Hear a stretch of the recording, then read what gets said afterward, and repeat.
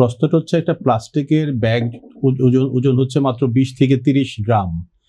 যেহেতু পাটটা হচ্ছে সুতাটা হচ্ছে বেশ মোটা হয় এবং ফ্যাব্রিকের ওয়েটটা অনেক বেড়ে যায়, অর্থাৎ প্লাস্টিকের সাথে কম্পেয়ার করলে 20 টাইমস ওয়েট বেশি হচ্ছে জুটের থেকে তৈরি করা যে কোনো ব্যাগ। স্বাভাবিকভাবেই কস্টিংটা আসে হচ্ছে কতটুকু ওজনের পাট বা সুতা ব্যবহার করা হলো সেটার উপর। সুতরাং আমাদেরকে চিন্তা করতে হবে আসলে দুভাবে। একটা হচ্ছে পাট মানে খুব চিপ প্রোডাক্ট, এই জায়গা থেকে আমাদের বের হতে হবে। কিন্তু পাট কি চিপ ভাবে মানুষের কাছে আসতে পারে না? একটু ক্লারিফিকেশনে যাই, আমাকে যদি সুযোগ দেন। সেটা হচ্ছে যে আমরা যারা এক্সপোর্ট করি, আমাদের এখানে হয়তো পাটটাকে খুব লো এন্ড প্রোডাক্ট হিসেবে ট্রিট করা হয়, অর্থাৎ মাইন্ডসেট আছে পাট হচ্ছে খুব সস্তা একটা জিনিস। কিন্তু আপনি যদি পাশাপাশি ক্ষতিকারক সাইডটা চিন্তা করেন, তাহলে একটা প্লাস্টিক ব্যাগ আমি যখন বাজারে যাচ্ছি তখন হয়তো দেখা যাচ্ছে এক বাজার থেকে আমি 30 থেকে 50টা প্লাস্টিক ব্যাগ ব্যবহার করছি। আমি যখন ছোট ছিলাম আমার খেয়াল আছে বাবার সাথে বাজারে যেতাম, পাটের 2টা ব্যাগ নিতাম, সেই ব্যাগটা কিন্তু 6 মাস 1 বছর ব্যবহার হতো। সমস্যাটা হচ্ছে আমাদের ব্যবহারের যে জায়গাতে হচ্ছে আমাদের একটা কি বলবো যে এক ধরনের পারসেপশন তৈরি হয়েছে, আমি ইজি লাইফস্টাইল চাই, আমি কষ্ট করে বাসা থেকে ব্যাগটা নিব না, আমি এটা ব্যবহার করব না, আমি বাজারে যাব, বাজার থেকে আমি হচ্ছে প্লাস্টিক ব্যাগ সহ প্যাকেটটা নিয়ে আসবো। ওদের স্বপ্ন পূরণে পাশে থাকতে পেরে আমরা গর্বিত। কিন্তু আপনি কি একবার চিন্তা করেছেন বাংলাদেশে এখন যে জটিল যে রোগগুলা হচ্ছে, ক্যান্সার থেকে শুরু করে কিডনি থেকে শুরু করে, যে এই প্লাস্টিকটা মাটির সাথে মিশে যেতে 1000 বছর লাগে।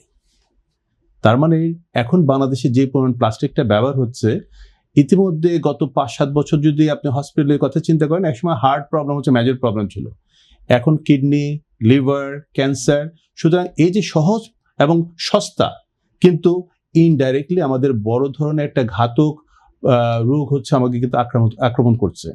পাশাপাশি আপনি দেখবেন যে আমরা যারা এক্সপোর্ট করি, আমি যখন চিন্তা করছিলাম যে স্থানীয় কাঁচামাল ভিত্তিক কি ধরনের শিল্প করতে পারি, অর্থাৎ আমি দেশেও কিছু করতে চাই, এবং এই অনুভূতিটা কিন্তু একজন তরুণ উদ্যোক্তাদের মধ্যে বড়ভাবে কাজ করে। এখন আমরা যা কিছু এক্সপোর্ট করি না কিন্তু আমরা কিন্তু সবকিছুই আমদানি নির্ভর। সুতরাং এই পাট থেকে আমরা যে প্রোডাক্টগুলি তৈরি করছি, যেটা আমাদের লোকাল মার্কেটে হয়তো আমরা সেভাবে সুবিধা করতে পারছি না, কিন্তু এক্সপোর্ট মার্কেটে আমরা দেখি যে দামি দামি যে ব্র্যান্ডেড দোকানগুলো আছে তারা কিন্তু পাটটা রাখছে, কারণ ওই যে তাদের এক ধরনের পারসেপশন তৈরি হয়েছে যে এটা সাস্টেনেবল প্রোডাক্ট, এটা পরিবেশ বান্ধব, এবং তাদের কিন্তু আইন হয়েছে দেশে দেশে।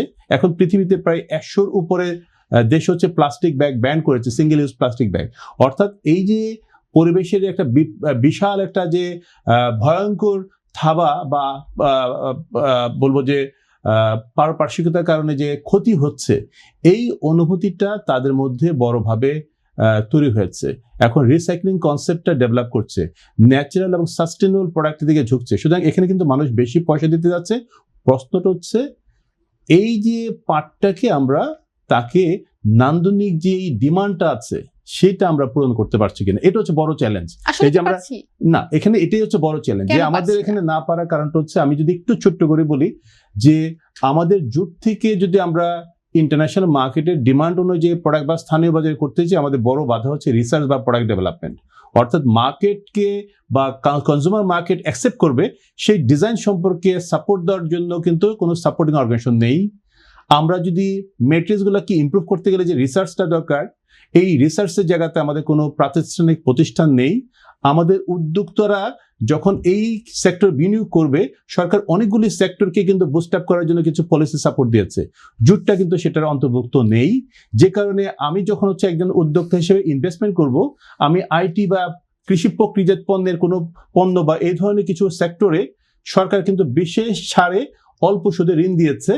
আমাকে জুট সেক্টর নিয়ে কাজ করতে গেলে আমাদের ট্র্যাডিশনাল যেই ব্যাংকিং যে ইন্টারেস্ট রেট আছে সেটা নিয়ে কাজ করতে হবে।